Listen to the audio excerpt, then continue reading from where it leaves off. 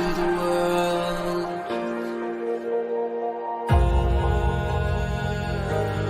What have we done to the world?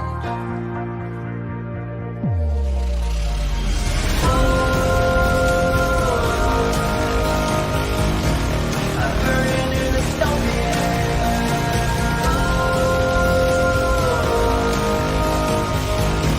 There's no place to hide.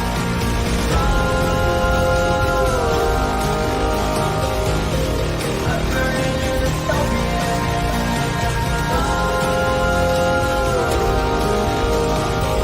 This is the final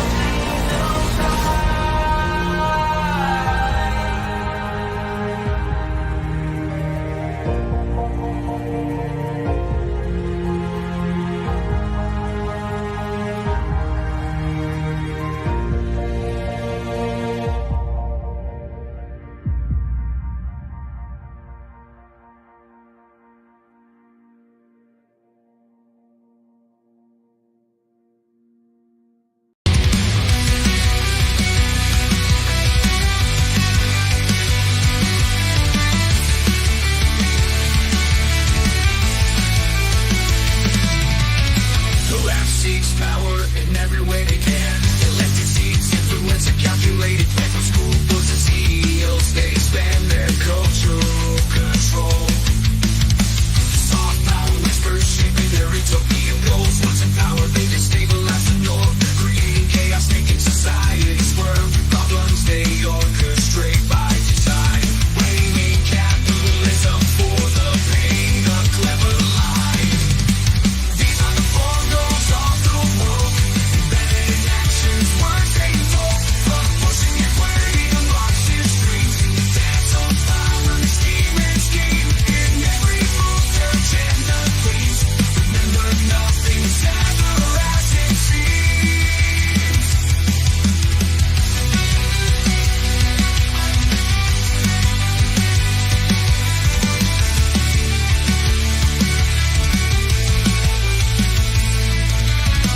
Next capitalism, they fiercely assail. In every speech, it's the villain they unveil. From racism, patriarchy, they rail. Ain't known, ain't nothing, equity, they prevail.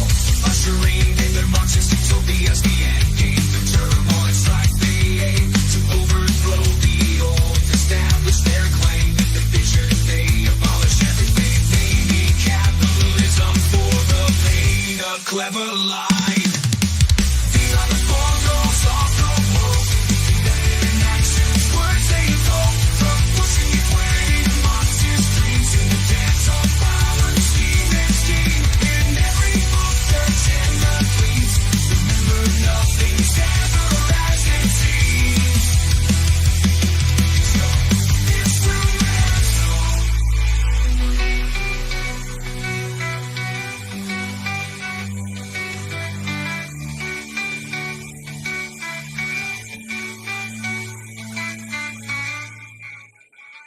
Gain power, destabilize, bring capitalism into the Marxist utopia. That's what they want, that's what they want. Abolish capitalism. These are the four goals of the woke.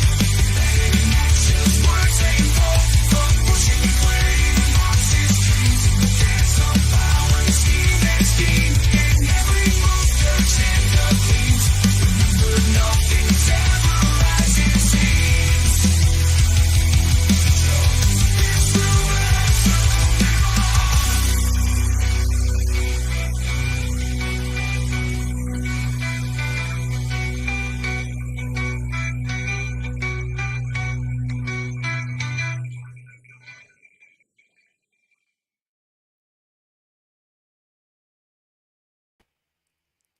What up, everyone? Happy Monday. Welcome to The Cult. The Cult is a show that I do Monday through Friday at 5 p.m. Eastern Time, where we talk about really whatever I feel like talking about on any given day, whether it's a deep dive into the far left, whether it's gossip about what is going on the internet, whether it's about, watching Nick Fuentes and generally bemoaning the fact that he is the voice of reason in this crazy, crazy, crazy world.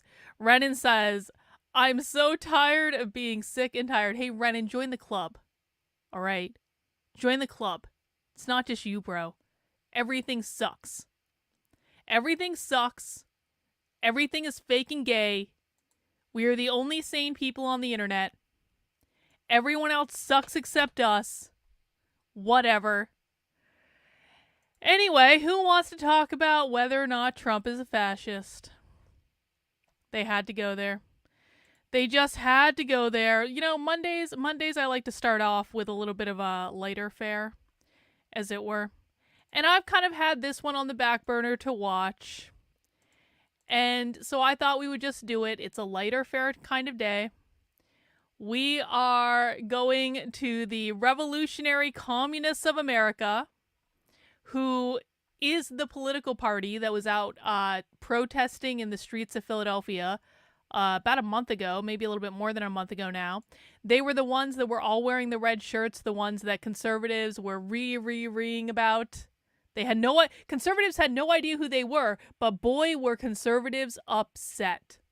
No clue who they were, but they were really pissed off about it. But the Revolutionary Communists of America is a real political party in the United States, and they are one of the more organized political parties. They are the evolved form of something called the International Marxist Tendency, which has been around since about 1992. It is an international globalist organization. They have branches in Canada, Switzerland, UK, Sweden, I think Pakistan, I heard, like a whole bunch of international places. By the way, we learned on our spy stream last week that apparently the Revolutionary Communists in Canada had a little sex scandal.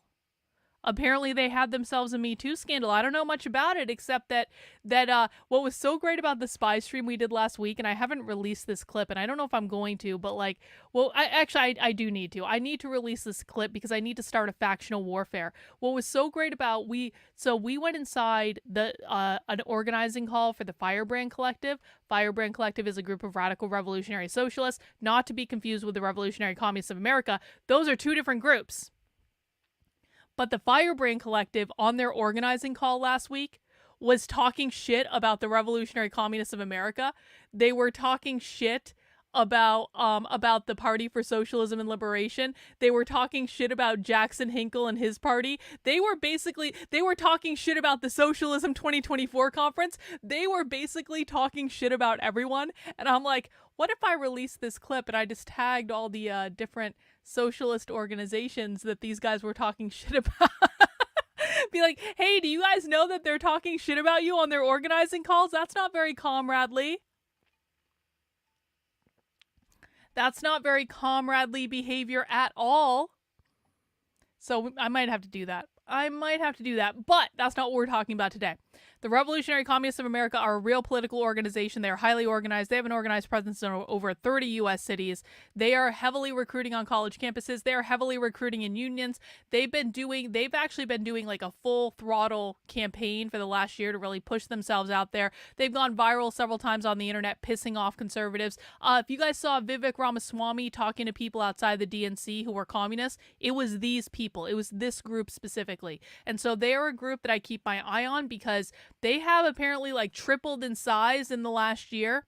And it kind of seems like they're only getting bigger and bigger and bigger and bigger. And so we need to keep an eye on them. We need to know what they're doing because God knows no one else is going to do it. It's just us. No one else is going to do it. Fine. I'll do it. Fine. And so they put a video up on their channel a couple weeks ago that says, is Trump a fascist? And I think we all know that they're going to say, yeah, Trump's a fascist. I think we all know that. But what I'm interested in is why. Why do they think Trump is a fascist? What is their rationale behind it? And I want to listen to how they're talking about this, and so we can kind of suss out some definitions of words and terms and how they see the world and stuff like that. So that is what we're going to be watching today, guys. Before we get into that, a couple quick orders of business. Number one, why are there so many of you who haven't liked the video yet?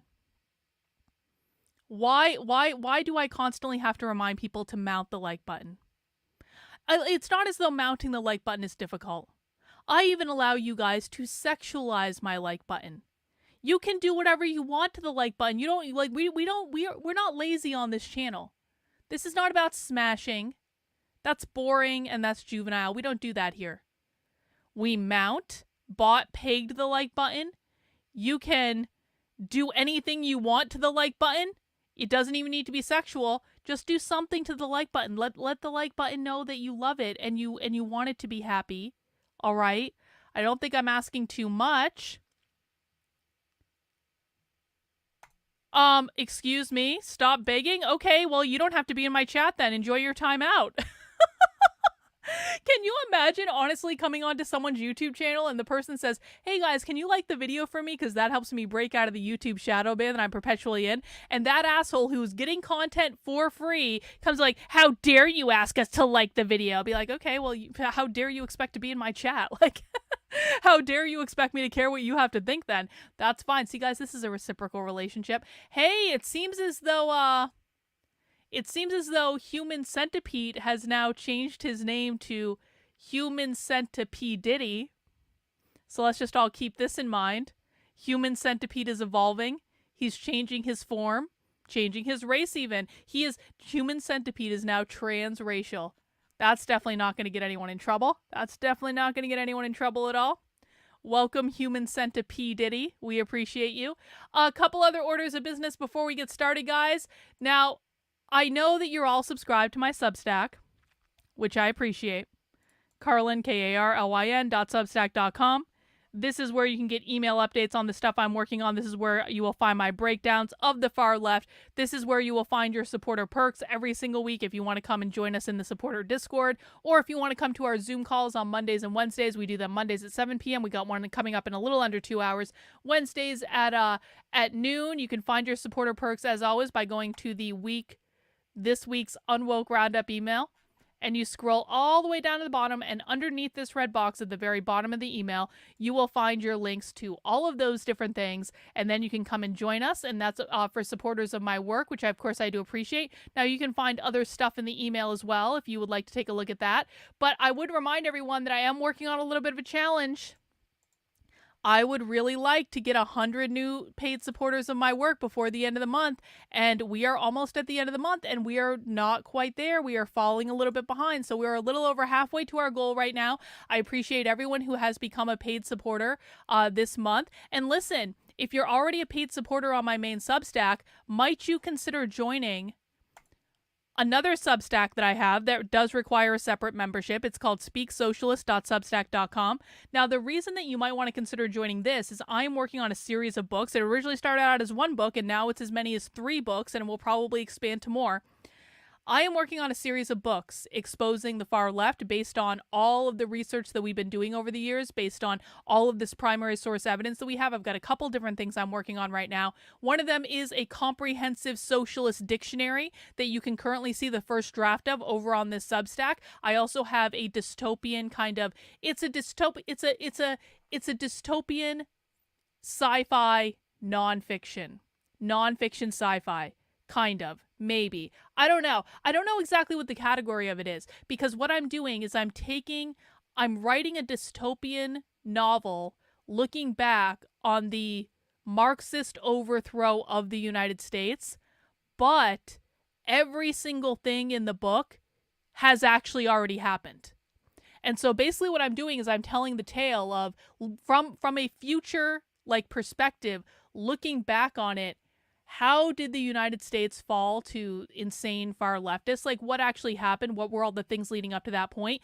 But I'm looking at it from the future perspective of it's already happened. We're already in this future reality. We're already in the future dystopia. And I'm trying to figure out, how did we get there? What happened to get us there? So it's a little bit of a fiction, but it's also a lot of nonfiction. So I don't really know what category it's in, but that's another thing I'm working on over on this Substack. Anyway, this is a separate Substack from my main Substack because it allows you to get my book drafts as I'm literally writing them. So you're not going to have to wait for this to be turned into a book, like a book version in the finale. You're going to be able to have access to all of this information as it's being published. And if you are a member of the Substack, when books, and again, there are going to be multiple books published out of this, when the books do actually become book form, you're going to get a free digital download of that book, because you guys were the ones that wanted to fund it in the first place. So I do appreciate that. That is speaksocialist.substack.com. You can also find a link to it right now on my Actively Unwoke site, because one of the things that I'm doing is in order to facilitate the writing of this book where I'm looking back at like the Marxist overthrow of the country from a future perspective, I had to make a whole bunch of timelines. And so right now, and this is actually really cool. I don't think anyone has ever done this before.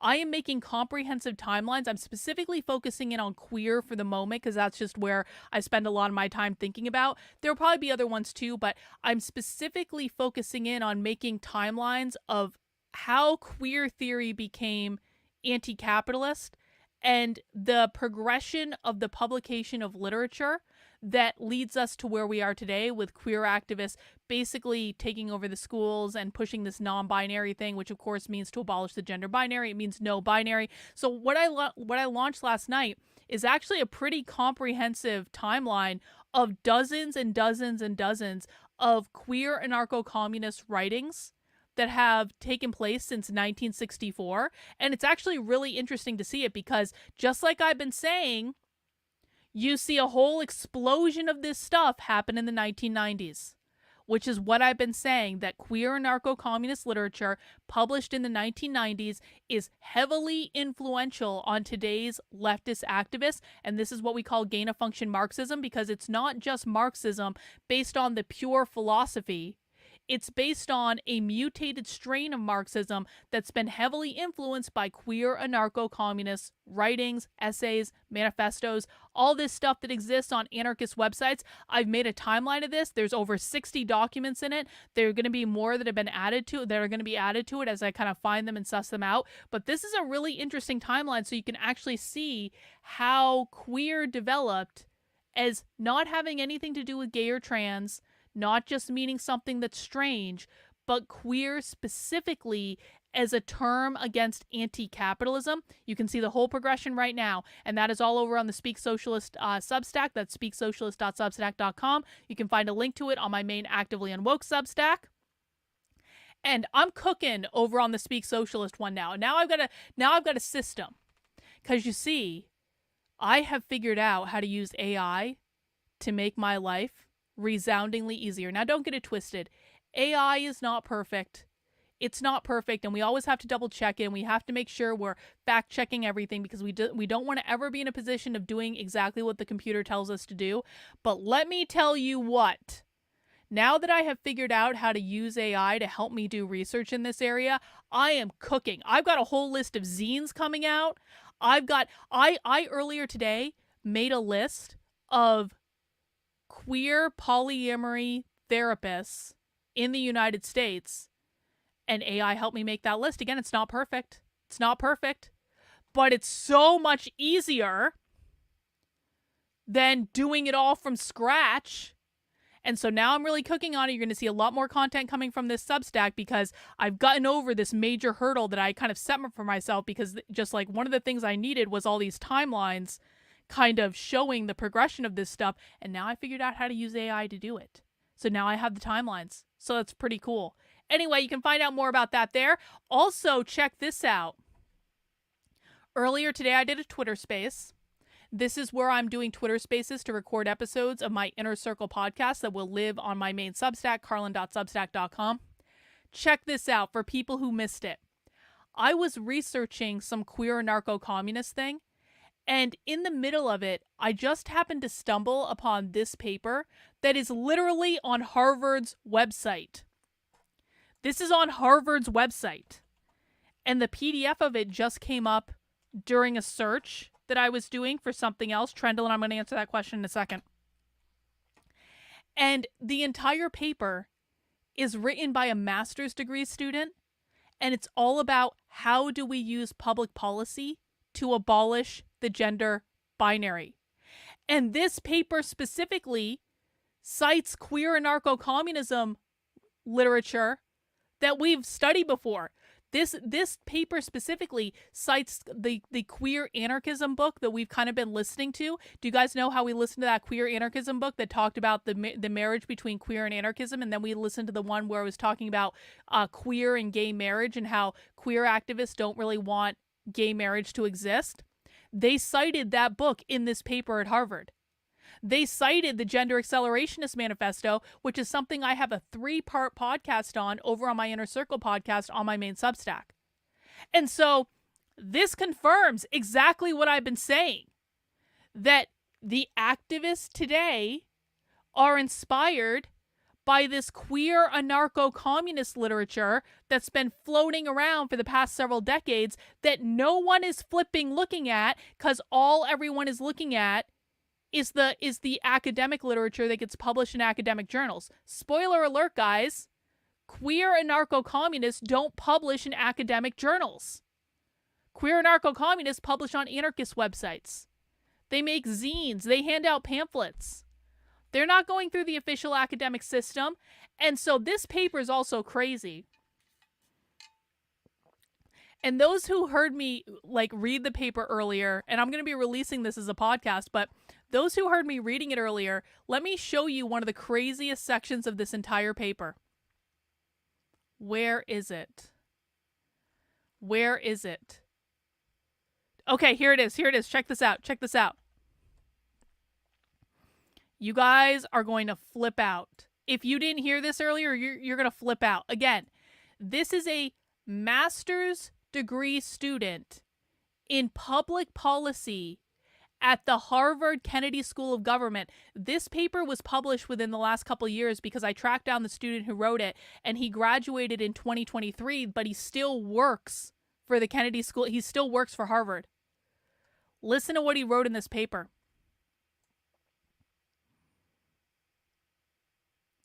Transhumanism, the idea of overcoming biological limitations with sophisticated technology, envisions a world where medical technology advances to achieve universal fertilization and for fetuses to develop outside of wombs, completely decoupling gender and reproductive labor.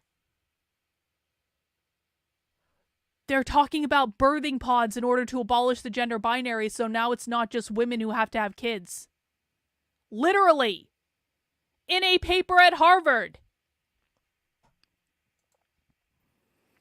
Modern fertility technology already allows for some decoupling, but gendered reproductive labor divisions and biological limitations remain significant. While it is certainly easier to visualize an equitable distribution of reproductive labor with advanced technology, it is by no means necessary. What is important is that society values the work that goes into pregnancy, yada, yada, yada. But how crazy is that? I've been saying that they want to replace human birth with these birthing pods. I've been saying this for literally years. And now I come across this very idea in a student paper at Harvard about government policy. Bro, seriously? Seriously? If anyone ever doubted me, you owe me $2. That is the rule. If it is ever proven that I'm right and you're wrong and you doubted me, you need to hang your head in shame. You need to admit I was right. And now you need to send me a $2 super chat to emphasize that I was right and you were wrong, and you need to sit in your wrongness and be wrong because I told you so. I told you so. I told you they wanted to birthing pod people. I could not believe it when I read it. I was like, holy shit. There are even times when I freak myself out with being right in my predictions. Man, see, Renan has learned his lesson. Ren's like, I stopped doubting you a long time ago. Yeah. I'm just saying, so that I read that today on a Twitter space. I had a bunch of people listening to it, which I really did appreciate. And I'm going to be putting this up as a podcast on the Substack, but oh my God. Now I'm like, what other papers are being written by Harvard? Oh, by the way, another thing I did was I used AI to create for me a list of little centers at universities that are studying gender and queer theory and all that, because that's where the good stuff happens at universities. It's not actually even in the academic departments. It's these weird little centers that are the June Jordan Center for Gender Equity and Queer Studies, and it has 3 people in it or something, but they have the craziest stuff. So I also used AI to suss that out for me. AI is great. AI is going to save us. AI is going to allow us to research the left in ways that we have never been able to research the left before. I want the AI to find me a whole list of Harvard papers about queer theory. Can we do that? I bet we can do that. I bet we can. The AI is going to save us. It will eventually destroy us someday. But for now, we're going to use it as best we can. Trendlin in with a $10 super chat. Any updates on the penguin shirt? I do actually have a penguin design, Trendlin. Do you want to see my penguin design? I do have the design. I haven't launched the t-shirt yet. Let me show you my penguin design. Hang on. Let me make sure I can actually find it and, you know, that I'm logged into my account and stuff. Oh, let me see. I've got so many designs right now. Hang on. Let me go back and find the penguin design. I was working on a vampire design earlier. All right, Trendlin. Hang on. No, not that one.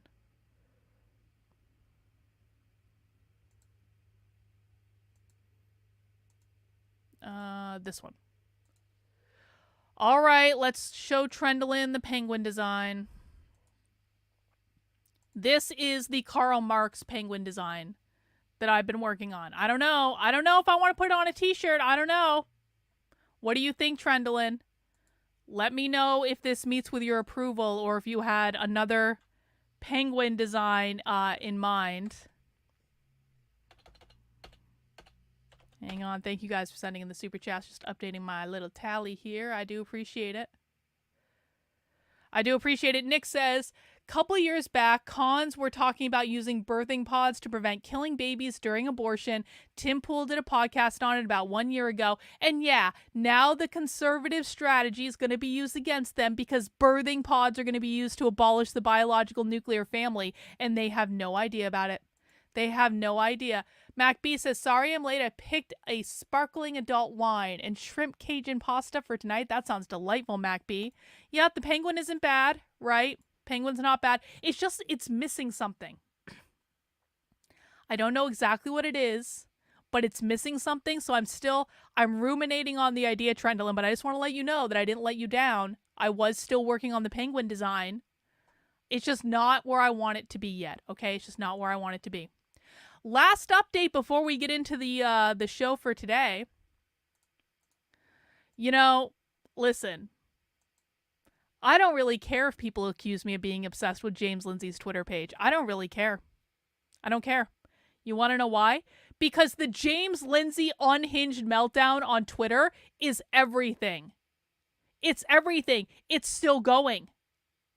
And so James can complain about me all he wants.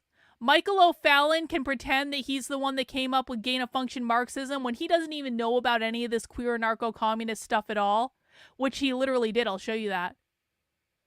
I don't care because James is having a massive fucking hissy fit on Twitter. It just keeps going and going and going. And can I just give you guys the good news? Oprah is back on the menu. Oprah is back. There were several months where James stopped talking about Oprah and the Gnostic New Age WEF worldwide gender queer theory sex cult. And I kind of credited us with that because we harangued James very, very hard. I wrote a whole song about James being obsessed with the Gnostic sex cult. We did several streams just debunking Lisa Logan and the Oprah Gnostic sex cult conspiracy theory that James was pushing. And then all of a sudden, James went quiet. And he stopped talking about the Gnostic sex cult and Oprah. And Lisa Logan stopped making videos about it. And I was like, what the hell? Lisa Logan promised us a whole series of Oprah videos. We only got like one Oprah video. But now the Gnostic cult is back. James is again talking about the Gnostic cult. Lisa Logan is again talking about the cult. Oh, James is also monitoring which conservative influencers are following Nick Fuentes. Like, James is so tweaked by Nick Fuentes that he's actually monitoring which conservative influencers are following Nick Fuentes. But he's really going about this Gnostic cult thing. Look, here, Michael O'Fallon, who is the guy that funds New Discourses, tweeted this morning, Oprah helped popularize Deepak Chopra, making his new thought religion, that's not even what it's called, Michael, accessible to young and middle-aged moms throughout America. Her pursuit of spirituality has contributed to the mainstream acceptance of these cult-like strategies. And James retweeted that because Oprah is back.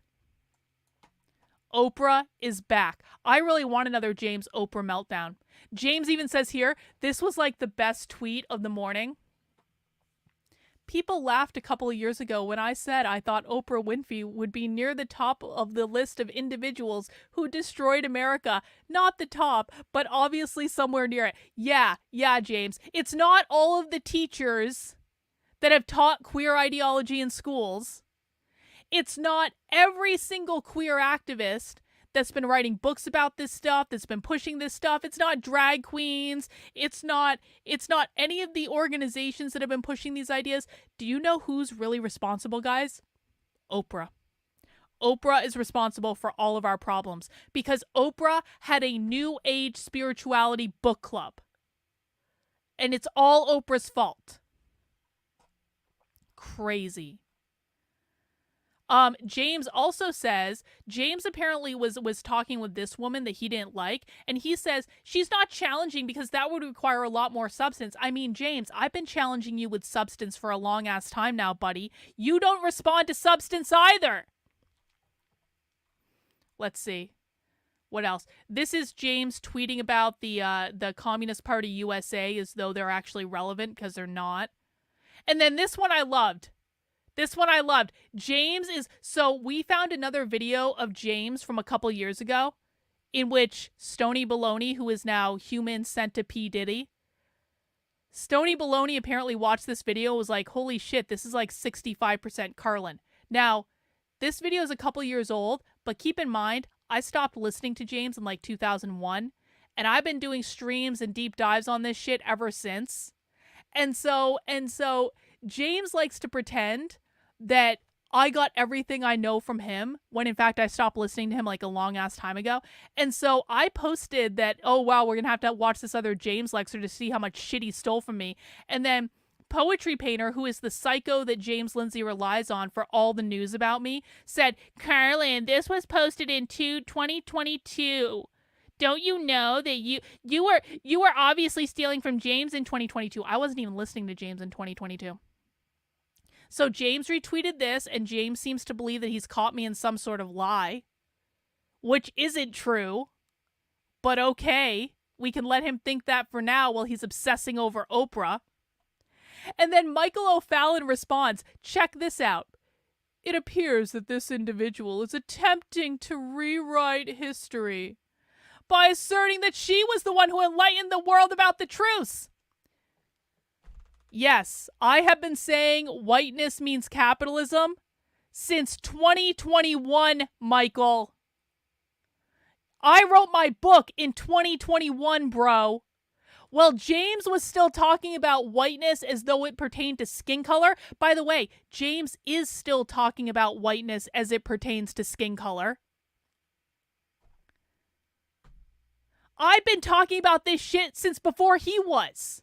So yes, Michael, yes, if James gave this talk in 2022, that was indeed after I started talking about whiteness meaning capitalism by a good year and a half, bro. James doesn't even know how to explain it to his audience. James doesn't know how to explain it because he's copying from me. But check this out.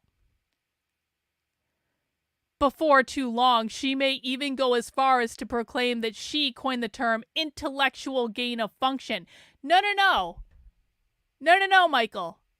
What the term we coined, which they're obviously going to try to steal, which I didn't even come up with. Stony Baloney, Human Centipede came up with it. And we coined it as a community because I give credit where credit is due. We coined the term gain of function Marxism. And the specific definition we have of that term, Michael, because definitions matter, not just whatever shit you guys like to make up, is that Marxism in its pure form mutated into something else heavily influenced by queer anarcho-communism. That's what we mean. That is the definition of the term. and James has never covered this shit, and you guys don't even know what's going on. You guys have completely fucked up the origin of all of this, because guess what, asshole? Queer anarcho-communist subculture came before James's academic citations. The academics were inspired by the people in the subculture. You assholes got it backwards this entire time, and I've got the receipts to prove it. I don't know why these men think they can outdo me. I just don't understand. It never works out for them. It never works out. I always end up bringing primary source evidence. They always pretend I don't have it, but then I always prove them wrong, and they just keep whining and whining and whining and reeing and reeing and reeing, and James is going to continue melting down on Twitter, and I don't really care because I think that shit is hilarious. So keep melting down, Jimmy. Keep melting down. And just like you said here, where is it? Just like you said here, yeah, we're gonna keep laughing at you, bro. Every time you bring up the Oprah, WEF, New Age spirituality, Gnostic sex cult conspiracy theory, yeah, we're gonna be laughing at you. All right, that's enough. That's enough introduction. Let's start watching Trump being a fascist. Let's see what the revolutionary communists of America had to say about Trump being a fascist. Everyone mount the like button for me. Everyone make sure you're subscribed to the channel if you are not already. Let's get this party started. Trade unions. Oh, got it. Oh, we know this guy. This guy was on the organizing call we infiltrated. However, we are certainly encountering the argument that no matter who it is, no matter what, we need to vote against Trump, which of course means a lesser evil vote for the Democrats, because Trump represents a danger to American democracy. And if he comes to power, basically we would have fascism. And so in this episode, tiny. Bryce and I are going to discuss what Trumpism actually is, where it comes from, and whether Trump is a fascist or not, whether there's a fascist movement behind him, and how we can actually combat Trumpism as communists and fight for a revolution in this country. So right. Well, I think the first thing to Hey, Bot, did you ever update that map? Let me know if you updated it and I just missed it. say off the bat is that Trumpism is not a fascist movement. And the reason we're discussing this, the reason we insist on clarity and precision here is because as communists, we need to have an... Hang on. Did he just say that Trump is not fascist?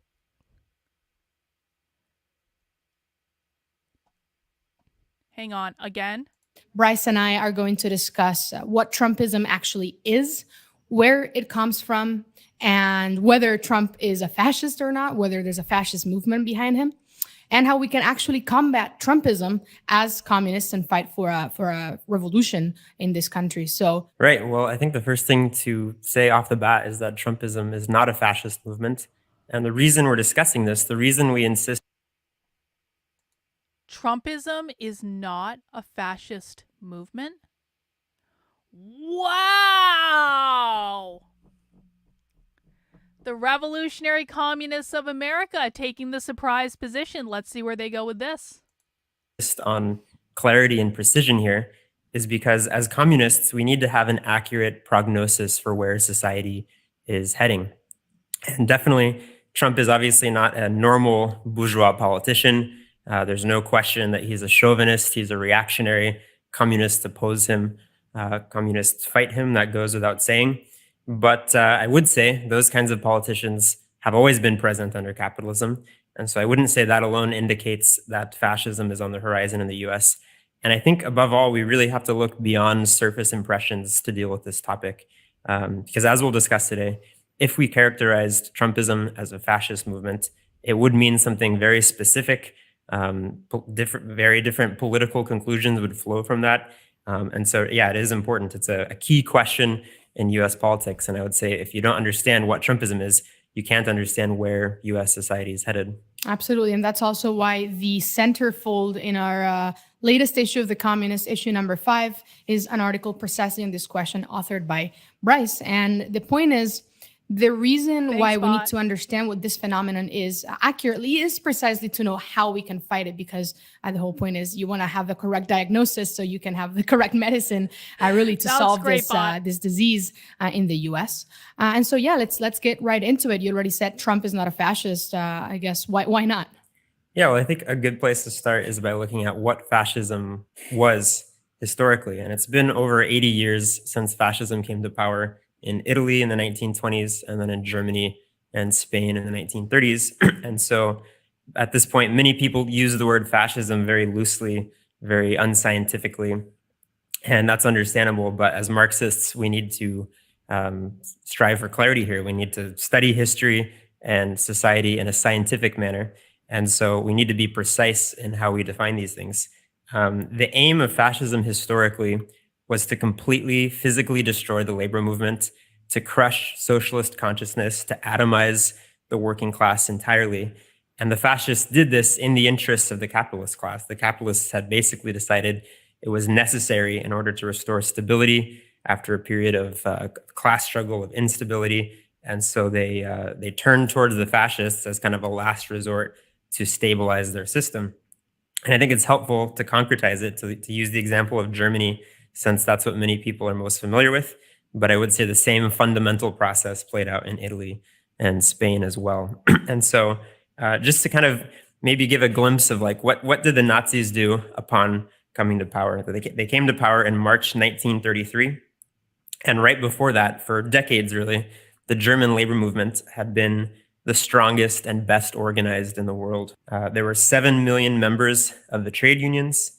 There were, in the German Communist Party, the KPD, had around 300,000 members. Hey, Bot, thank you for being a member of the channel for 11 months.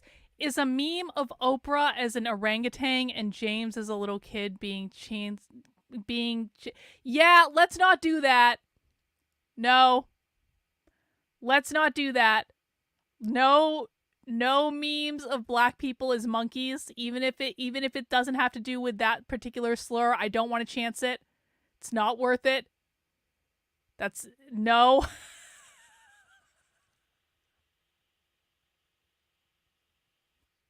Just no. I you know, Bot, I appreciate the creativity. Just can we just temper down the racism like several notches? Thank you.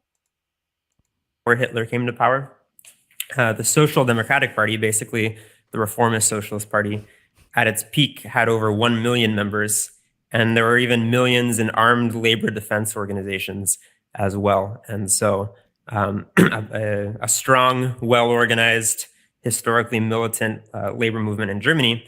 And the fascists' very first priority was to destroy that, to legalize the Communist Party, legalize the Socialist Party, legalize the unions, and crush these things physically. So look at Lenin in March 1933, the KPD, the Communist Party, was immediately legalized, and the Nazis confiscated all of their offices, all of their assets. And then over the next few months, they basically systematically destroyed all remaining traces of the labor movement. On May 2nd, the trade union offices were occupied and turned into so-called houses of German labor, so like a state-run labor institution, but not independent unions. On May 16th, the right to strike was abolished. The federations of unions were also dissolved.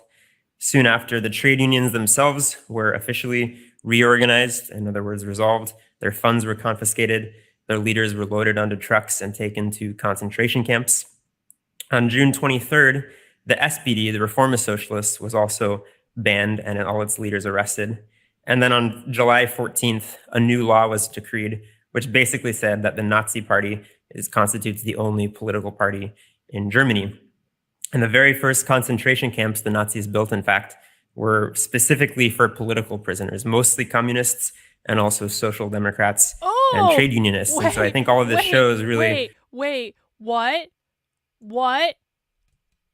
Are the communists being anti-Semitic in this presentation by not focusing solely on the Jews? I mean, we could say that many of the communists were Jewish, but That, I don't know, that might be a little anti-Semitic if you're acknowledging that other people that were not Jews were oppressed by the Holocaust. Sounds a little anti-Semitic to me. What the essence of fascism was. I like to quote Trotsky from an article that I believe he wrote in 1934 titled By the way, Fascism and Bonapartism. This person is the person that runs the Revolutionary Communists of America Twitter account, just in case people are interested. Which I would recommend all of our listeners read. It's pretty short and very, very good. And he defines fascism as a specific means of mobilizing and organizing the petty bourgeoisie in the social interests of finance capital. Bourgeois. And so we're talking about the ruined petty bourgeois, dissatisfied, impoverished petty bourgeoisie, small business owners, all of this, as well as declassed elements, lumpen proletariat, right? Petty criminals, people on the fringes of society being mobilized on the basis, yes, of populism and demagogy, but for a specific aim, which is they're mobilized and armed to physically crush, to annihilate, to destroy, literally kill the working class, its organizations, its institutions, the trade unions. I love this. Its I think this is great progress for the communists. I think this is great progress in general. The communists acknowledge that Hitler was fighting the communists. Hitler was fighting the communists. Stalin was a communist. The United States, for some reason past my understanding, chose to insert themselves into a war that had nothing to do with them to be an ally to Stalin, who was a communist, in the place that was responsible for the gulags. Every time one of these anti-woke people who like wouldn't ever say anything against Israel, every time one of these anti-woke people is talking about gulags and getting all self-righteous about it, the United States was on the side of the fucking gulags in World War II. Hitler was fighting the communists. The communists acknowledged this. The communists were like, yeah, Hitler was bad because he was fighting us. I digress. Parties and to demoralize them and basically remove any possibility of working class organization and fight back. And therefore, in that sense, that's where it serves the interest of capitalism and of finance capital. And I think it would be helpful also to look at the numbers from Spanish fascism after a long and bloody civil war that started in 1936, from 1936 to 1939. And then dictator Franco came to power on the basis of mass graves and hundreds of thousands of people killed. I have some numbers here, which I would recommend if you want to read more about the Spanish Civil War and the rise of Spanish fascism. There's a book titled Revolution and Counter-Revolution in Spain by Felix Mara, which is very, very good. But during the war, the fascists killed around 100,000 people in a systematic campaign where they would go from city to city, from town to town, and murder the left-wing side, the working class side in the war. 500,000 people were arrested after the war and sent to concentration camps, which included hundreds of thousands that were forced to perform forced labor. And then also generally after the war, between 1939 and 1942, 200,000 workers and peasants were executed by firing squad, 200,000. I would assume most of them without trial or anything. They would just round it up, shot and killed. 300,000 went missing, meaning a lot of them are in mass graves buried. And to this day, by the way, there's laws in Spain that prevent you from actually unburying the corpses of those that were killed by fascism. Close to 500,000 people went into exile after the seizure of power from fascism. And of those people who went into exile, by the way, 12,000 of them later on ended up in Nazi concentration camps. So that is the social toll of fascism, of a fascist takeover, and what the threat of fascism actually represents. Right, and that really shows another thing about fascism that's unique about it is that it has a mass base to enforce reaction, to enforce the needs of finance capital. And so both, the examples from Spain and Germany show that this really was a systematic campaign to destroy the labor movement. In every building, in every workplace, in every school, there was a network of spies and informants to enforce this. Even reading, say, like an anti-Hitler newspaper could get you imprisoned. In fact, potentially even knowing that your neighbor was doing that and being caught not informing the Nazis on that might also get you imprisoned. So that's a extremely intense authoritarian dictatorship. The SPD, by the way, in Germany, the Reformist Socialist Party, almost ceased to exist entirely. Is the video lagging for people? My video is lagging. My video is always lagging, though. Normally, the main video is okay. Let me know. My computer's been bugging out today, so it could just be that my computer is bugging out and I need to restart it, in which case we'll all just need to suffer. You can still hear it, okay? The KPD was drastically reduced by like over 90% of its membership. There was actually a report on underground work from the people who did continue building the KPD. And it mentioned that in one borough in a large town, which used to have several thousand members, it had been reduced to just 8 or 9 party members. And again, the capitalists funded all of this to restore stability for their system. For instance, in Germany, wages were frozen. The work week rose by 20% over the next few years. It's, contrast that, for instance, to the first 4 years under Trump. It's an extremely different scenario. And by the way, if you want to learn more about the German Revolution and the rise of fascism, which was made possible due to its defeat, I highly recommend also the book Germany 1918 to 1933 by Rob Sewell. It's a very detailed overview of the whole lead up to the rise of fascism in Germany. Mm-hmm. Yeah. So if we compare what you just described with, like you said, the first 4 years of Trumpism, it's a very different scenario. If we were on the verge of a fascist takeover today, I think it might be hard for us to even record this podcast here right now. It would be hard for us to have our newspaper titled The Communist. I think that's why it's important that we have a sense of... I actually think this is really refreshing. This is like what the communists are doing is every time I scream at the conservatives and I'm like, you morons, Democrats are not communist. The communists are actually doing this to their own people. They're going to be like, you morons, Trump is not a fascist. There is real fascism.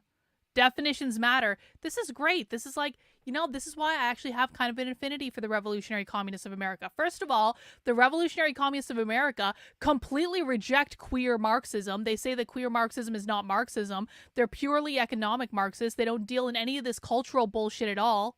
It's like if we have to be taken over by one communist party, we'd probably all be better off if it was them. I'm not saying they're good. I'm not saying I want them to win or anything. At least they're not insane. They're like 3 out of 10 of insanity, not like 8 or 9 out of 10 of insanity. They're like slightly insane, but they're at least hinged into some layer of reality. Proportion with all these things, and like you said, accurate analysis of what is happening today, because the liberals are absolutely scaremongering and they're talking about fascism, the threat to democracy, all of this. The Atlantic published an article titled, "Why Aren't We Talking About Trump's Fascism?" Which it's funny because people are talking about it, so I don't think it's any hidden thing here. But they're also making a big deal about things like Project 2025. They say that this is the project for fascism in the U.S. Basically, there was a big ad. Maybe we can show a photo of it. A DNC sponsored ad that said, "Trump's plan to be a dictator on day one. Project 2025. Google it, right? So we actually published, by the way, an article on issue 5 of our newspaper, The Communist, where John Lang, the author, did a deep dive on this topic. Despite all the liberal scaremongering. No. This is not true. I'm sorry. This is just fundamentally untrue. There are plenty of communist groups that call Trump a fascist and yet are still not voting for Kamala because they believe that Kamala is exactly the same as Trump. So that's just not true. We are not going to start any rumor that any communists are voting for Kamala Harris because it's just not happening. about Project 2025, it's decidedly not a blueprint for fascism. We know whoever wins in November is going to attack the working class. That's a given. But if you look at how Project 2025 sees attacking the working class, they're not really looking to mobilize, petty bourgeois elements within that Trumpist coalition to go physically attack and destroy working class organizations. If you look at what they say about the public sector unions, they've got lots of criticisms. They say, having public sector unions may not even be compatible with constitutional government in the first place. But they don't then go on to say, no, the Democratic Socialists are not voting for Kamala. The Democratic Socialists haven't said that. Who has said that is the Communist Party USA. But even then, you're only talking about a couple of irrelevant people at the very top of the party. And the party had mass purges because people in the party overwhelmingly rebelled against it. So it is incorrect. And people have got to stop saying this. I mean this. Every time anyone throws any conservative a bone and says, well, maybe this one communist is voting for Kamala Harris, conservatives snatch that up and they go, Kamala Harris is a communist! We told you! Communists were all voting for Kamala! We told you! And it's just like, just don't give it to them.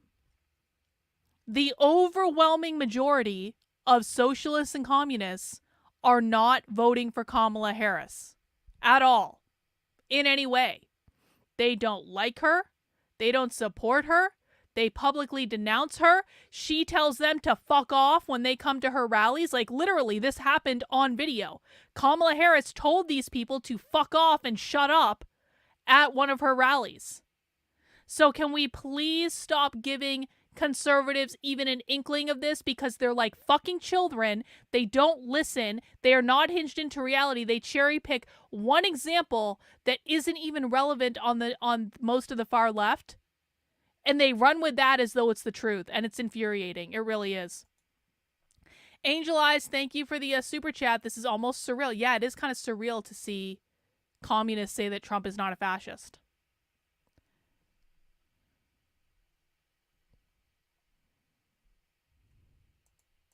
So we're going to use the Trumpists, or even use the executive of the capitalist state to go and smash these unions. No, they punt the ball to the most toothless branch of government. And they say Congress should consider whether public sector unions are appropriate in the first place. They don't even, go out and just say Congress should ban them. It's like, consider whether they're appropriate. When you look at what Project 2025 has to say about the private sector unions, it's mainly the same old attacks, and the same attacks that we can expect under a Kamala Harris administration.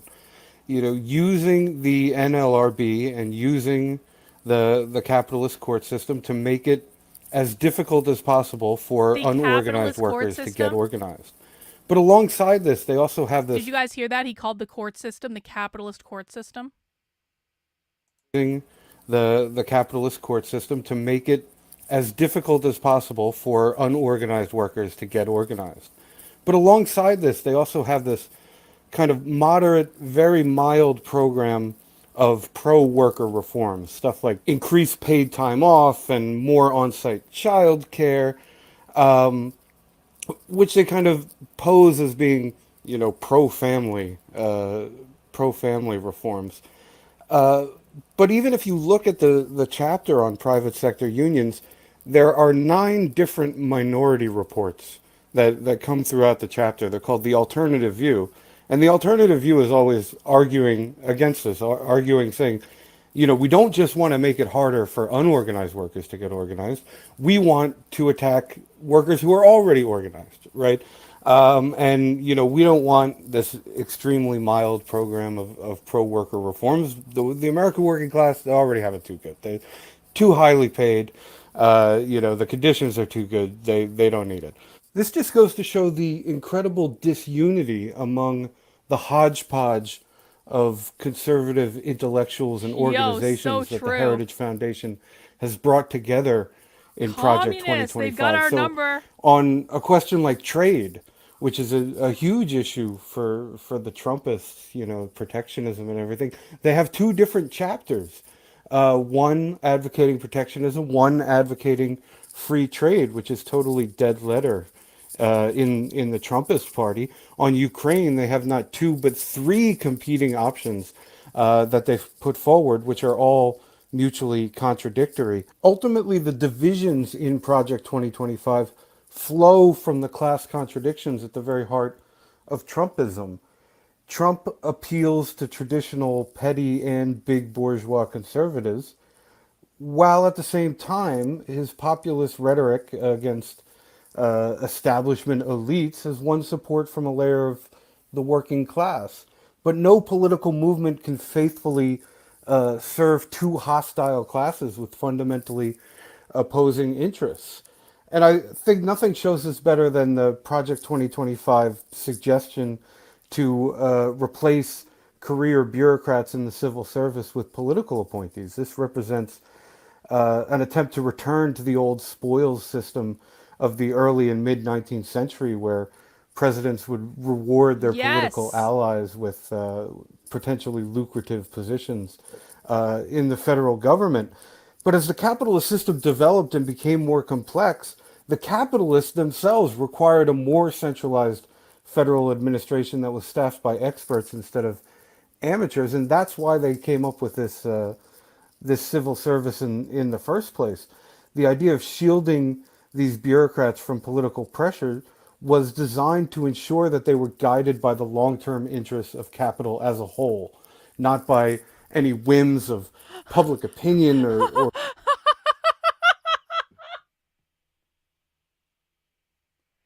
The socialists are saying that the current system of government will always reinforce capitalism.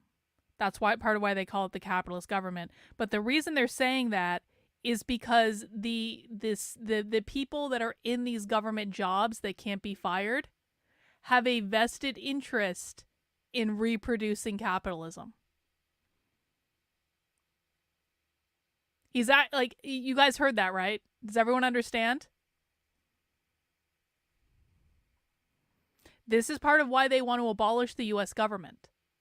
Because they really do believe that until they overthrow the U.S. government, because the government in their mind is entirely staffed by people who have a vested long-term interest in upholding capitalism, that's what he just said. This is why they believe they need the overthrow of the U.S. government in order to get their political will. The bureaucracy preserves capitalism. Let's listen to that again. Amateurs, and that's why they came up with this civil service in the first place. Yes, the idea of shielding these bureaucrats from political pressure was designed to ensure that they were guided by the long-term interests of capital as a whole. See? Like Bot says, social reproduction, but in the government. So the government, through the bureaucrats, continues to reproduce the system, and you can't replace the bureaucrats by winning an election, which is why these people don't believe that elections will work, because the system will continually reproduce itself with people who can't be fired. Social reproduction isn't just about the nuclear family, although the nuclear family is the primary place of social reproduction. It's the primary problem they have to overcome, but other organizations, other institutions have social reproduction as well. Yep, they're saying the government needs to be disrupted. The government needs to be disrupted in order to abolish capitalism, because the entire bureaucratic system is built to uphold capitalism. Not by any whims of public opinion or party policy. And the capitalists are certainly not going to be happy with a return to the old spoil system, and the blowback has already begun. Some of the big funders of heritage, like ExxonMobil and the Walton family of Walmart, have already cut off their financial support. And Paul Dans, who is a co-editor of Project 2025 and co-author specifically of the chapter about the federal bureaucracy, was forced out of the project at the end of July. So as we can see, yes, it's a hodgepodge of reactionary garbage but it's not a blueprint for fascism. And by the way, on this question of Trump, the dictator, on day one, he did say this in an interview in Fox, I believe. Dylan says, are you concerned communists will achieve their goal anytime soon? Oh yeah, I think it's going to happen within 10 to 15 years. And I've laid this out before. There's a reason for the timeline. There is actually logic behind it. I think we've got maximum 15 years left, maybe a little bit more, but like that's roundabout when I think they're going to do it. And I think that they will win. I think they will overthrow the United States government. I don't even think it's going to be difficult for them to do it. I think that right now they're getting all their chess pieces lined up. They're moving their chess pieces around the board. They're surrounding the king, and they're like, maybe 36 moves away from checkmate at this point, but they can see it. They're a lot less moves away from checkmate now than they were 50 years ago. They can see it now, and they just have to keep slowly moving their pieces around and slowly getting closer and closer. And yeah, I think they're going to win because I think there is no opposition to the left in this country. The conservatives present no opposition to them. When they're off reading about the Democrats being communists, the real communists are operating out in the open. They're doing whatever the fuck they want. No one's talking about it. No one's covering it. No one's going to do something about it. Nope. No. This is WEF conservative bullshit. This is a conservative conspiracy theory. This is not real. I need you to unlearn everything you think you know about this, because this has nothing to do with what we're talking about right now. Nope, too soon. Change management doesn't happen based on when it's convenient for conservative propaganda. And this is a question of change management. This is a question of them turning enough of the populace against the current system, and that will not happen within the next 5 years. It won't happen. Too many things have to happen before then, but they can do it in the next 15 years, especially if things keep going like they are. Maybe there might be some big societal emergency that speeds things up, but barring that, it's not going to happen by 2030. But I do think they will win because there is no concerted opposition to them. If you want to know more about why I think the timeline is what it is, you can check videos I've made on the channel. Just search for Marxist takeover timeline or something on the YouTube channel. I have an article about it on the Substack as well. Let's watch him say that himself. Under no circumstances you are promising America tonight you would never abuse power as retribution against anybody. Except for day one. Except Look, for? he's going crazy. Except for day one. Meaning? I want to close the border and I want to drill. That's not retribution. I'm going to be, he keeps, we love this guy. He says, you're not going to be a dictator, are you? I said, no, other than day one. We're closing the border and we're drilling. After that, I'm not a dictator, So yeah, clearly he's unpredictable. He says whatever comes to his mind. He openly jokes about being a dictator for using executive orders. The liberals hate this, of course, but beyond that, the serious strategists of capital really disapprove of this kind of behavior, not just because of the surface impression, but because it actually risks delegitimizing American capitalist institutions altogether. Things like the presidency, the Constitution. When you have someone that reckless representing these things, it's a destabilizing factor for capitalism. And so they want more responsible people in that office. But one of the really interesting things about our era is that since 2016, the capitalists have essentially lost control of the Republican Party. It used to be firmly in their grip, reliable for decades and decades. But Trump has really taken it over. And we've discussed several times on this podcast why Trump gains an echo. Essentially, American capitalism is in severe decline. And he's really the only person who at least appears as an anti-establishment candidate. And so he's tapping into that anger that's built up over decades. Mm-hmm. Yeah. And like we said, it's like this is a process that really started in the 70s, this decline of U.S. capitalism that has led to a situation where basically workers are feeling it. Wages are down, inflation is high, and there's a deeply felt class anger. There's discontent, and Trump is speaking to this demagogically and confusing it with all kinds of scapegoating and basically saying immigrants are to blame or trans people are to blame or whatever. But he's able to capture that anger because no one else is speaking to that anger. And you can see how, in fact, if you compare this to, the analysis of fascism that we just gave earlier as a means to destroy working class organizing, in this period, what we've also seen is that there's actually a huge increase in support for trade unions. It's at historic or recently historic highs, if you will. It's over 70% approval for unions as an institution, which compared to 10, 20 years ago, it's an all-time high. And the Republican Party has to speak to this at the RNC. I mean, they're really presenting themselves to be the party of the working class. You have, shamefully, people like Sean O'Brien, the president of the Teamsters, union, who spoke at the RNC. J.D. Vance is flaunting his working class credentials. He's a working class kid from, middle really of nowhere. Why is the video lagging so bad? Is this StreamYard or is this like... My video's okay. The video's lagging real bad, and this might actually just be StreamYard, honestly.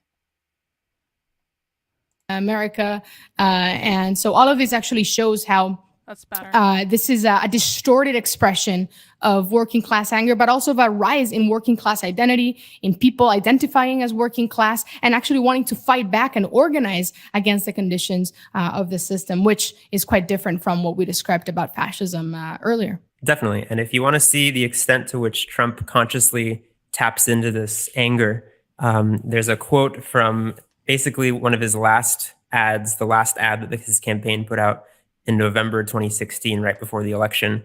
And in this ad, Trump is speaking, and he says, "Our movement is about replacing a failed and corrupt political establishment with a new government controlled by you, the American Where is this people. Trump? The political I want this Trump bad has brought I about want him back the so bad. of our factories and our jobs as they flee to Mexico, This Trump is China, gone. He doesn't and exist other anymore. countries all around the world. It's so sad. It's a global power structure that is responsible for the economic decisions that have robbed our working class, stripped our country of its wealth, and put that money into the pockets of a handful of large corporations and political entities." Trump doesn't talk about draining He's the very swamp aware anymore. of this anger. He's No more of consciously that. tapping into it. In Not fact, he anymore, even communists. said earlier in that Not campaign anymore. privately that he was copying Bernie Sanders's rhetoric to some degree because they have to appeal to the working class to get votes, of course, and he's aware of that. Now he's actually, it seems to have toned it down a little bit. The drain the swamp, down with the billionaires, I'm going to go in and clean it all up. Part of the thinking of maybe why he's toned it. How is it possible that the communists are this hinged into reality? Have the communists been paying attention to my Twitter? I know the communists follow me. How is it possible that the communists are more hinged into reality than the fucking conservatives? This is, you know what I feel like right now? This is this is like when I started watching Nick Fuentes right after October 7th, and I thought Nick Fuentes was going to be like off the chain, unhinged. And Nick actually ended up being an even-keeled voice of reason when everyone else was going insane.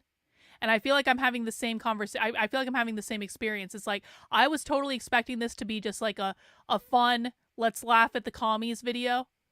And now I'm like, the communists understand the situation better than the conservatives do. Holy shit. What time warp did we just enter into? Down is, well, he's been in power for 4 years. Of course, he did not drain the swamp. He didn't, he didn't fundamentally change things for the working class. But he can't say that in public. That would mean he failed those first 4 years, according to that rhetoric. So anyway, that's just like an interesting thing.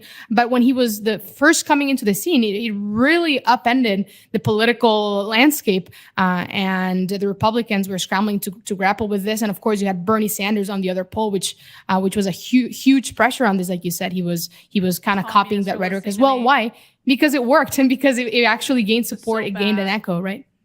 Right. So yeah, and he actually rode that discontent into the White House. Sanders capitulated to the Democrats. Trump actually fought to the end, essentially. And so he made it to the presidency. And from the point of view of the capitalists, it essentially represented a kind of rogue element, an uncontrollable element, getting into the presidency and also gaining control of the Republican Party. Karl Marx in the Communist Manifesto described the modern executive state as a committee for managing the common affairs of the bourgeoisie, which is a very good way to put it. But not only are his policies unpredictable, also his public behavior is not what they want to see in a president. Like we talked about, he jokes about being a dictator. He talks about retribution and penalizing political opponents. He openly admires people like Xi Jinping and Putin. And so they don't trust him. They try to control him. They kind of winced through the first 4 years, but they want someone more serious, more reliable. But in any case, too, I mean, all of these traits of his, it's not the decisive question as to whether he's leading a fascist movement. Even if he wanted to implement a dictatorship, he's not in a position to do that. It's not just about his subjective desires, but the relations between the classes, the development of the class struggle, the policies of the ruling class, and I think again the example of Germany helps illustrate this. So to go back to Germany in the first half of the 20th century, essentially from 1914 onward, when World War I began, world capitalism was in deep crisis. In fact, World War I signified the very end of capitalism's progressive era. It was an imperialist war, which showed that there was no more meaningful expansion for capitalism. And as a result of the crisis created by that war, the Russian working class, which was led by the Bolshevik Party, successfully took power in October 1917. And that revolutionary mood quickly spread throughout Europe. And actually, the bourgeoisie themselves were very aware of this fact. In 1919, the British Prime Minister at the time, David Lloyd George, commented, "The whole of Europe is filled with the spirit of revolution." And one of the earliest examples of this revolution was in Germany in November of 1918. It started as a mutiny in the Navy, and it quickly developed into a full-fledged revolutionary movement across the country. The monarchy was overthrown, but the Social Democrats essentially channeled that movement back towards capitalism. And so the immediate result was the formation of kind of an unstable bourgeois democracy. And I would point out, if there had been a Bolshevik organization in place, if there had been a Marxist leadership rooted in the working class of Germany, like there had been in Russia, it's possible that in the immediate period after that, the German working class could have also taken power, spreading the socialist revolution. Wow. But in actuality, the Communist Party of Germany was only founded at the end of that year. And so it opened up a period. This is actually important what he's talking about right now. This is actually critically important what he's talking about. What he just said is, if there had been a robust communist party that already existed in Germany in 1917 when they overthrew like the monarchy or whatever, then it was a very real possibility that the socialists, the communists, would have taken full control of Germany because they would have already been established. The reason that didn't happen is because they didn't have a communist party that was already established. Why is this relevant? The Revolutionary Communists of America officially formed as a political party last year. And then they got their bylaws. Like I think they signed the actual paperwork early this year. But they are an official political party in the United States. They existed as a group in the United States for a long time before this. They're doing these Marxist school things all over the country. They recruit on college campuses. They do all this stuff. But they actually made the decision to formalize into a political party, but not because they want to run candidates. They don't really have any desire to run candidates. What they wanted to do in forming a political party is they wanted to give people something to join. Because, like, you can sign up and be a member and pay them 1 day of your wages per month, and that'll be you'll be a member. You'll get like marketing materials so you can recruit other members, that sort of stuff. The point is that they're trying to create and organize a robust communist party in the United States so that when the overthrow of capitalism eventually happens because they do believe right now that capitalism is in its final stages. They believe capitalism is failing. They believe that most of the United States wants another solution to it. They believe there's going to be some sort of revolution. And what they want is to be the political party that's already formed, that already has a robust infrastructure when that happens, so that they can step in and take control. Does that make sense to everyone? One thing I appreciate about the Revolutionary Communists of America is they are extremely attuned to history. They spend all their time studying the history of things. And they basically think that all they need to do is do like a rinse and repeat with things that have already been done in history. So the reason they formed as a party is not because they plan to run candidates, because they don't believe that running candidates is going to actually result in what they want, but they do believe that capitalism is going to get overthrown, that there's going to be a workers' revolt, that people have already had enough of this shit, and they want to be the party that's already there and already established when that actually happens. Let's just listen to that again. Like he's saying, had there been a Bolshevik organization in place, these are Bolsheviks. These are Leninists. They're not Stalinists. They don't like Stalin. Result was the formation of kind of an unstable bourgeois democracy.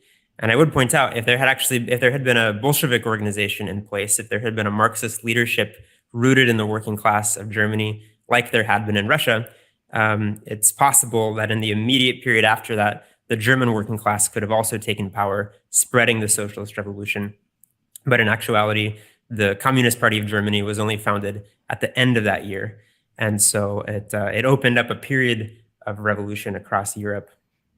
And yeah, I mean, like you said, it's not just in Germany. You actually had revolutions in Finland right after the Bolsheviks took power in Russia that had an impact there. You had revolutionary movements in Italy. You had a wave of factory occupations where the working class really was flexing its muscles and could have taken power if it had the correct leadership. You had a general strike movement in Britain. I mean, from one country to the next. No. They're Leninists. They're not. They're Leninists. They are self-professed Leninists. Even in China, 1925, 1927, also there was a revolution there. So it was really a wave of Bolshevism, if you will, of revolutionary struggle of the working class that unfortunately failed to seize powers in those occasions. Right, yeah. The workers of the world were inspired by the Russian example. They understood what it represented, the same fundamental issues that had impacted the working class in Russia were present everywhere. And so it was a window of opportunity to spread the socialist revolution. But you see basically that the question of leadership is decisive. And so in every other country, the communist leadership was lacking. So basically over the next 15 years, there were multiple moments in Germany and other countries where the working class could have taken power if it had had a proper communist leadership. 1918, as we discussed, the revolution that broke out then. And also in particular, in 1923, there was a classic revolutionary situation where the German working class could have taken power, but the KPD was unprepared for it. It was not tested and trained in the way the Bolshevik Party had. It also got bad advice, very bad advice from Zinoviev and Stalin in Moscow, who basically said to be cautious, not to go on the offensive. And so they didn't seize the moment. And in 1923, another opportunity was lost. After that, there was a partial recovery, a partial stabilization of German capitalism until 1929. But then the world slump for capitalism came. And again, that meant total ruin for the small shopkeepers, increased political instability, economic instability. And by this time, over 10 years of this kind of, of this period had passed, the capitalists really started to look for a solution to this constant chaos of the post-war period. All these strikes, the demonstrations, the revolutionary upsurges of the last 10 years was interfering with their system. It was interfering with their profits. And they were concerned still about proletarian revolution in a country where capitalism was in such deep crisis and had such an organized working class. And so then and only then, they started to turn towards the fascists. They started to look towards the fascists as a... Autumn, did you see how sexy Nick Fuentes looked on his show on Friday? Autumn, I feel the need to show you this because, I have a true appreciation for my for the new man in my life, Nick Fuentes. And I really feel like Nick really looked good on his show on Friday, Autumn, and I feel like you should enjoy this because you are, after all, a girl. Even though you pretend not to be a girl, you are, in fact, a girl. And so I really feel like, can we just talk about how good Nick looked on his show with his black on black America First hat and his black Balenciaga hoodie, and we all love him, Autumn. We like him a lot better than we like you. Oh, thank you for that moment. I had to have my you see Nick based exactly.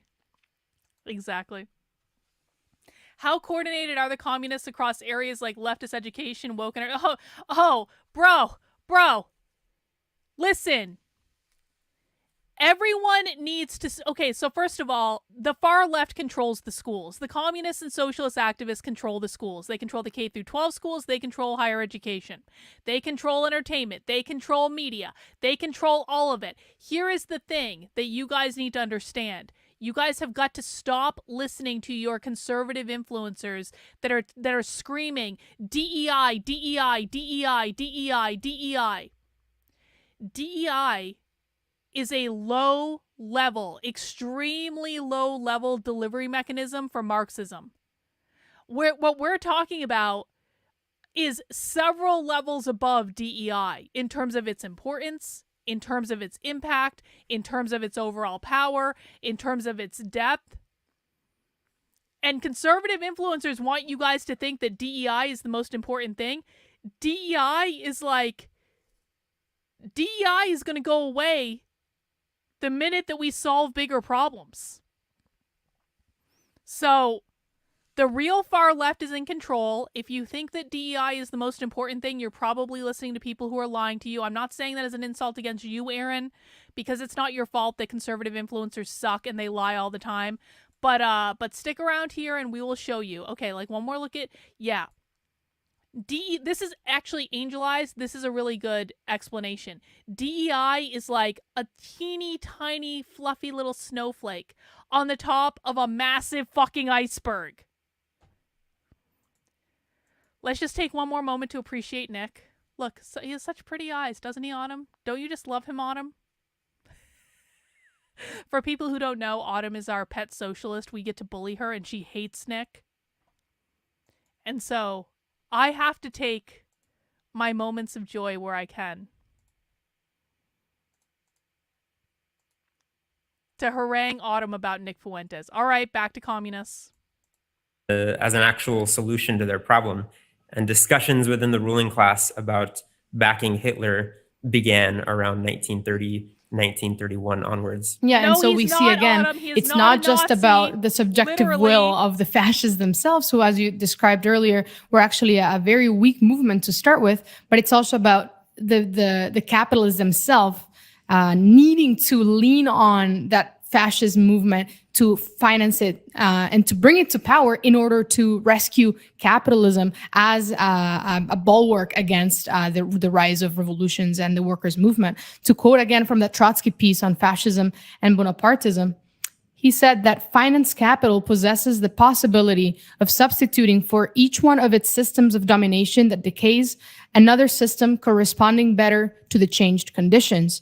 And so basically, we would say that bourgeois democracy is a democracy for the capitalists. Therefore, even under democratic system, finance capital is still fundamentally ruling. And this would be the preferred way for the capitalists to rule democracy. I think Trotsky said in another writing that it's the most aristocratic way for the capitalists to rule because it's much more stable. You can basically paper over the class contradictions in society. But when society is disintegrating, things are really slipping away from the ruling class. Then they had to lean on basically fascism for finance capital to stay at the helm as opposed to the workers themselves taking power. And we should add, of course, that comes with a risk for the capitalists. They wouldn't just want to like start wars or fund fascists just for the sake of it, because there's a possibility that things get out of control, which it did.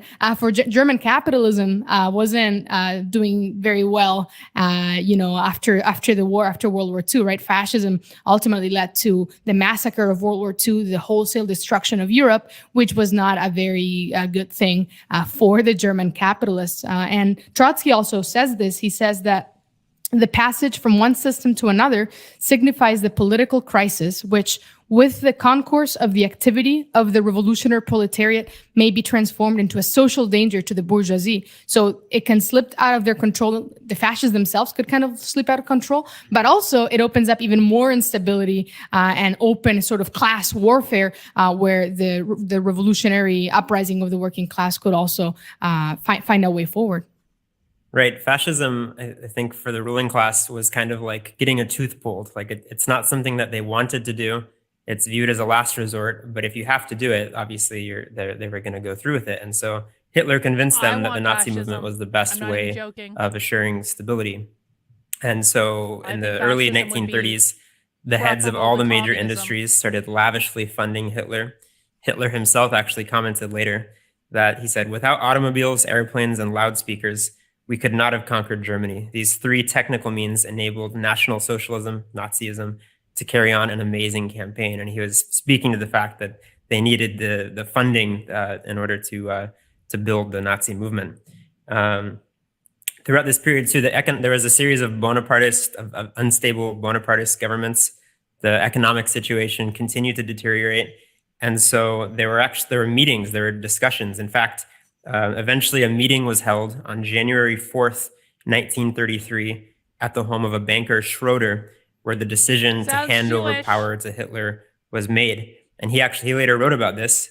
So this is coming from a major German banker relating this meeting. He said, "This meeting between Hitler and Papen on January 4th, 1933, in my house in Cologne, was arranged by me after Papen had asked me for it on about December 10th, 1932. Before I took this step, I talked to a number of businessmen and informed myself generally on how the business world viewed a collaboration between the two men. The general desire of businessmen was to see a strong man come to power in Germany who would form a government that would stay in power for a long time." And so I think that shows as explicitly as possible from the German capitalists at the time that it was viewed as a necessity. It was a conscious turn towards the fascists. And by the way, compare that to the way the capitalists feel about Trump today. They do, as always, the capitalists will donate to both campaigns in a lot of cases because they want to be prepared to cash in favors. But recently, there was a very interesting piece in the New York Times. This is from June 23rd of this year by a business professor at Yale named Jeffrey Sonnenfeld. And the title of this piece was, "I know what America's leading CEOs really think of Donald Trump." And he basically says, he spells out, "Recent headlines suggests that our nation's business leaders are embracing the presidential candidate Donald Trump." And he goes on to say, "That's far from the truth. They didn't flock to him before, and they certainly aren't flocking to him now." He says, "I know this because I work with roughly 1,000 chief executives a year, running a school for them, which I started 35 years ago, and I speak with business leaders almost every day. Our surveys show that 60 to 70% of them are registered Republicans."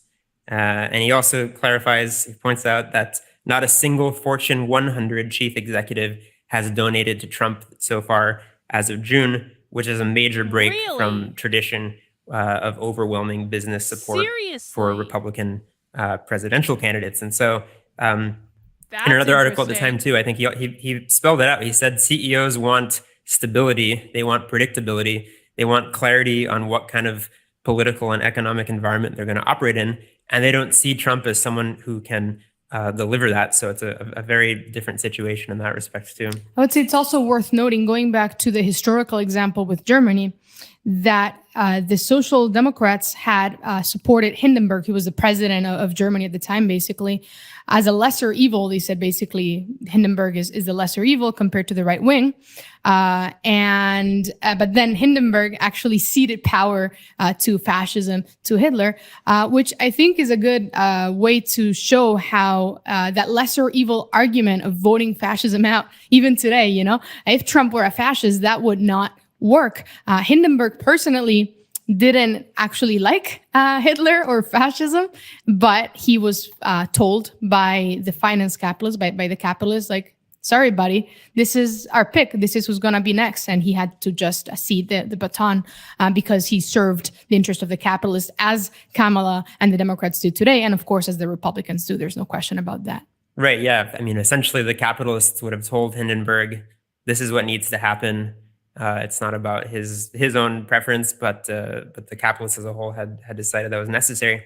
Same in the instance of Spain, too. Some people were arguing that we need to fight fascism first, fight for a republic, and then we can fight for the socialist revolution. Trotsky pointed out, well, what liberal bourgeoisie are you talking about when you say what we need to have a republic? Yes, we would prefer a republic to fascism, but by that point, by 1936 onwards, the Spanish capitalists had decided fascism was necessary and they had swung fully behind Franco. And so, all of these different examples illustrate the class character of fascism and the degree to which the capitalists were conscious of that. By the way, there's also many examples from the rest of Europe. The representatives of capitalism were very cozy to the fascists, to Mussolini, even to Hitler. For example, Prime Minister Churchill, which today is seen as this respected figure who fought in World War II against the Nazis, actually supported fascism against the rise of the working class and the revolutionary wave. When he visited Italy in 1927, he said about Mussolini, "If I had been Italian, I am sure I should have been wholeheartedly with you from the start to finish in your triumphant struggle against the bestial appetites and passions of Leninism." So basically saying to Mussolini, if I were Italian, I would have absolutely 100% been behind you.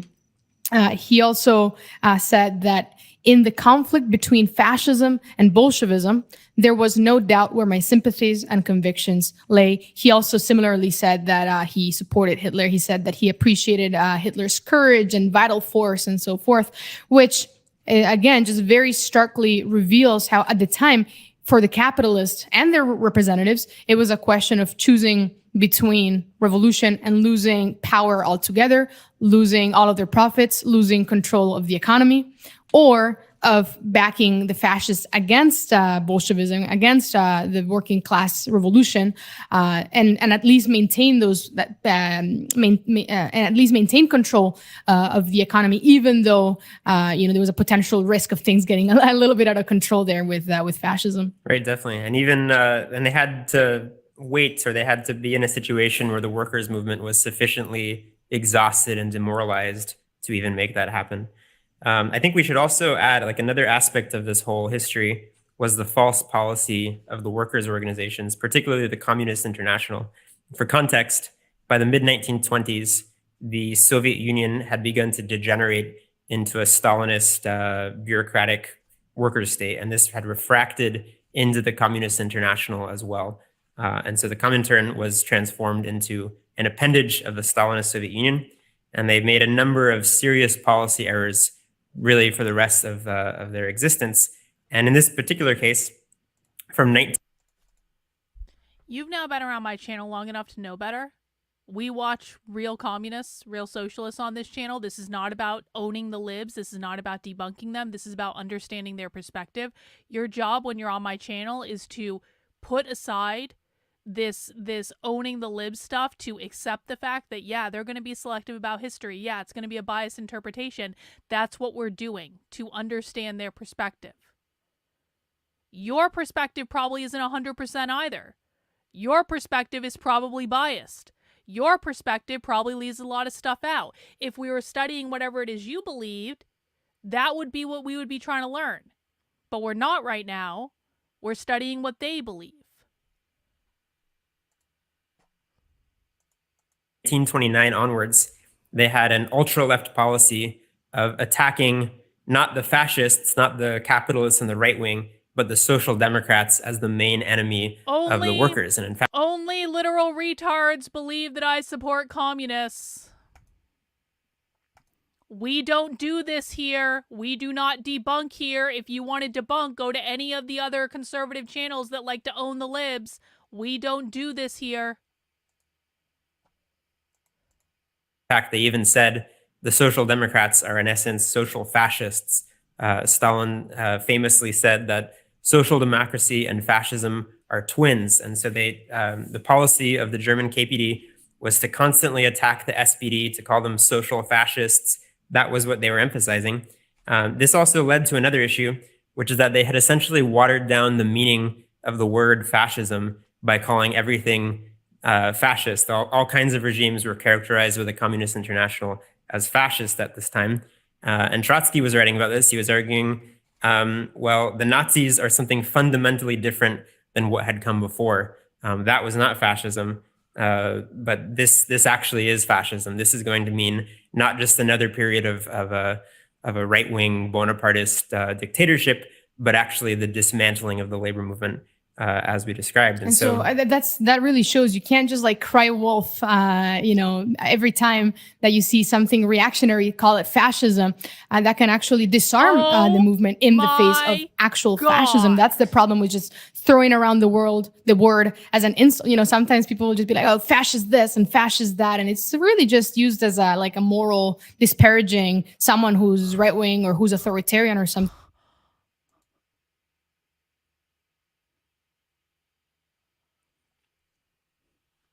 The real communists are saying, hey guys, maybe should we tell people that, should we stop telling people that Trump is a fascist when he's not really a fascist?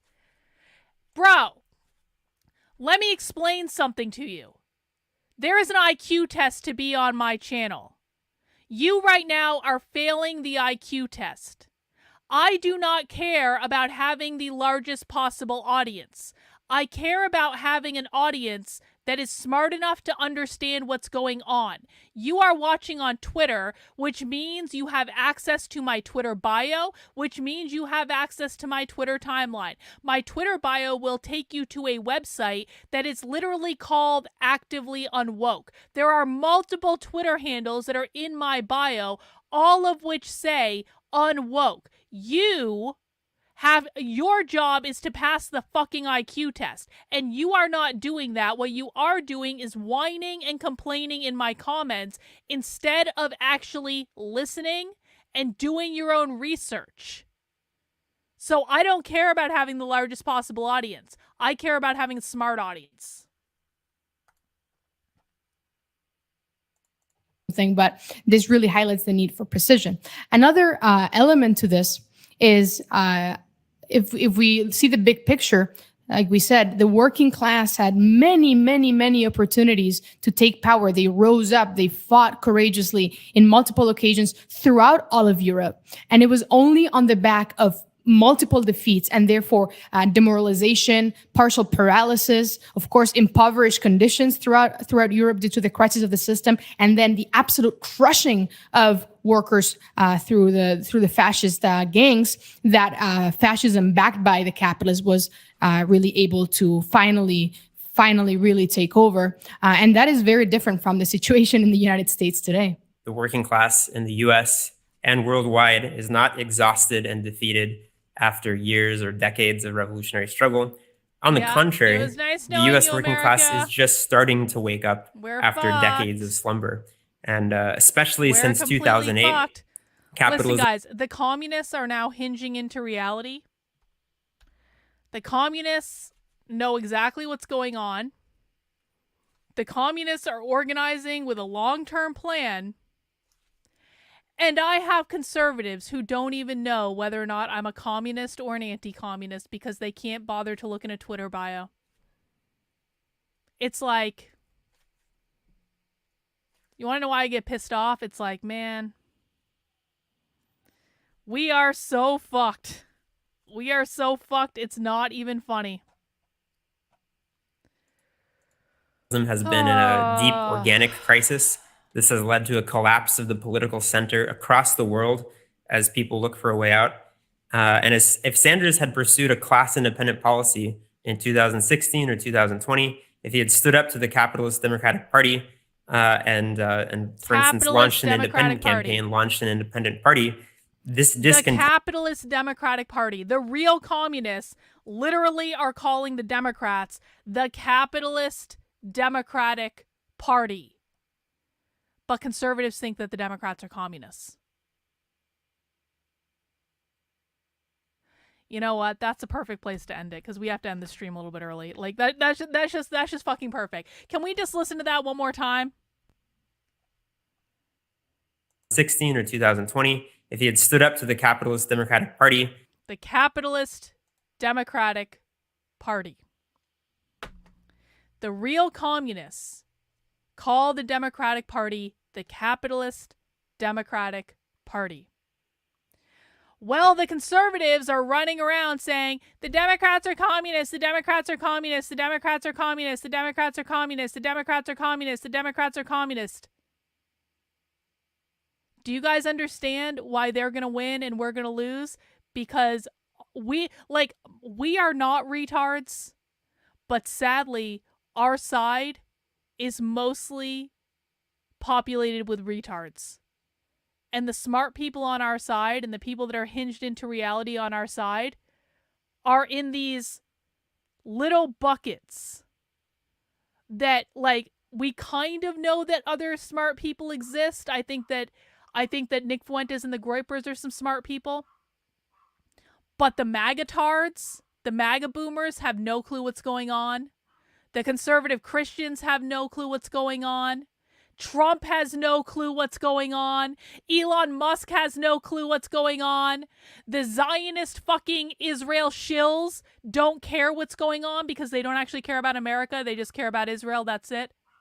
And so we are basically like fucking Cat Turd. Yeah. Cat Turd is the hero of these people. And so there's like this small little pocket of us that is just surrounded by a bunch of glorified retards. And the communists, in the meantime, are finally getting their shit together. And they're hinged into reality, and it's just like, we are so fucked. It's not even funny. Christian just stepped in. Apology for not being aware of your positions as I should have been this past Saturday trying to pass the IQ test. Hey, as long as you're making an effort, Christian, and you're sending me money when you do it, that's really the important thing, that you're sending me money when you're wrong. Like, you know? Yeah. Yup. We're laughing because it's true, and we would cry if we didn't laugh. It's true. Well, sadly, guys, that is all, excuse me, that is all we have time for today, because I have to go do a supporter call in my community. If you want to watch that full video, it's available on the Revolutionary Communists of America YouTube channel. You can find out where that is if you rewind to the beginning of this video and I show you where I got it.